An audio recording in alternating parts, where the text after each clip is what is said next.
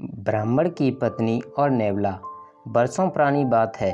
एक गांव में देवदत्त नाम का ब्राह्मण अपनी पत्नी देवकन्या के साथ रहता था। उन दोनों की कोई संतान नहीं थी। आखिरकार कुछ वर्षों के बाद उनके घर प्यारे से बच्चे ने जन्म लिया। ब्राह्मण की पत्नी अपने बच्चे को बहुत प्यार करती थी। एक दिन की बात है, ब्राह्मण की पत्नी देवकन्या को अपने घर के बाहर नेवले का छोटा सा बच्चा मिला। उसे देखकर देवकन्या को उस पर दया आ गई और वो उसे घर के अंदर ले गई और उसे अपने बच्चे की तरह ही पालने लगी।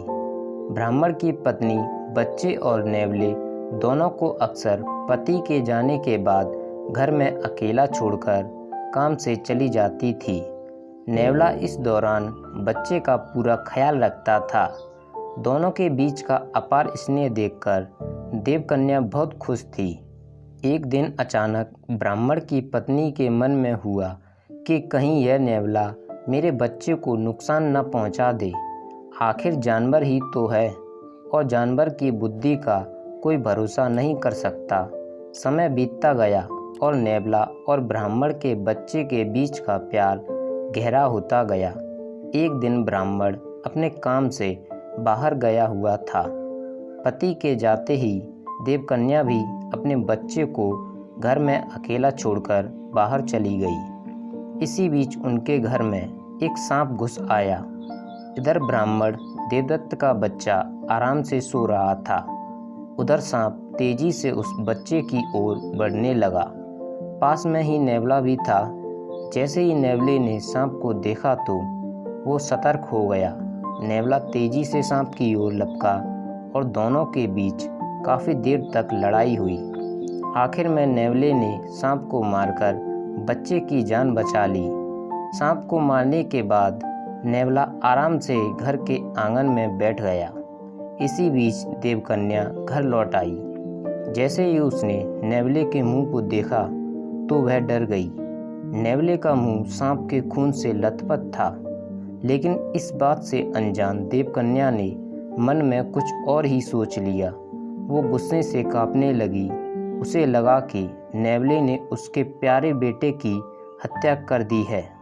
यही सोचते सोचते ब्राह्मण की पत्नी ने एक लाठी उठाई और उस नेवले को पीट पीट कर मार डाला। नेवले को जान से मारने के बाद ब्राह्मणी अपने बच्चे को देखने के लिए घर के अंदर तेजी से भागी। वहाँ बच्चा हंसते हुए खिलौनों के साथ खेल रहा था। इसी दौरान उसकी नज़र पास में मरे पड़े सांप पर गई। सांप को देखते ही देवकन्या को बहुत पछतावा हुआ। वो भी नेवले से बहुत प्यार करती थी, लेकिन गुस्से और अपने बच्चे के मोह में उसने बिना कुछ सोचे समझे नेवले को मार दिया था। अब ब्राह्मण की पत्नी जोर जोर से रोने लगी, लेकिन तब तक बहुत देर हो चुकी थी। उसी समय ब्राह्मण भी घर लौट आया। वह पत्नी की रोने की आवाज़ सुनकर दौड़ता हुआ घर के अंदर गया। उसने पूछा, देवकन्या तुम क्यों रो रही हो? ऐसा क्या हो गया? उसने अपने पति को सारी कहानी सुना दी। नेवले की मौत की बात सुनकर ब्राह्मण देवदत्त को बहुत दुख हुआ। दुखी मन से ब्राह्मण ने कहा, तुम्हें बच्चे को घर में अकेले छोड़कर जाने और अविश्वास का दंड मिला है।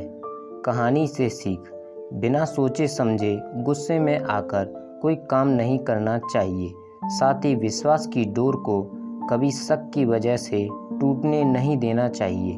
दोस्तों, अगर आपको यह कहानी पसंद आई हो तो एक लाइक ज़रूर करें और ऐसे ही वीडियो देखने के लिए हमारे चैनल को सब्सक्राइब करें। Thanks for watching.